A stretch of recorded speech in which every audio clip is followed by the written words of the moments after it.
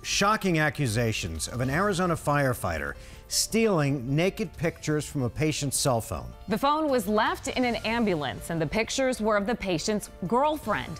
Tonight, for the first time, we're learning how she reacted when she was told those private images were shared. Team 12's Bianca Bono is live with the developing details. Bianca.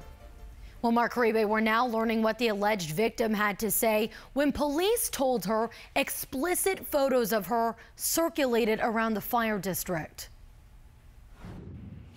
New documents from the Eloy Police Department painting a clearer picture of why former Eloy Fire Captain Scott Roninger is under investigation. Police say Roninger responded to a call in March and then took a man to the hospital, but the man's cell phone ended up left behind in the ambulance.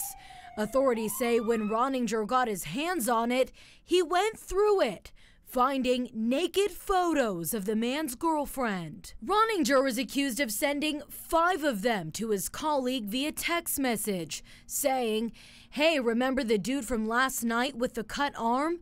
He left his phone in the ambo unlocked." All kinds of fun pics of that chick. The paramedic who got the text then reporting it to the fire chief. Documents also showing that when police showed the woman her naked pictures, she gasped, saying, "Oh my gosh, yes, those are me," calling the situation embarrassing. Investigators also speaking with another firefighter with Roninger when he found the phone. The documents state he asked Roninger what he was going to do with the phone. He says Roninger responded, "I'm going to go home and masturbate to this old lady." The report also says Roninger initially told police he didn't recall sharing any explicit pictures. But when police said they already saw the texts, he changed his tune, calling it a misjudgment, saying he didn't intend to harm anyone.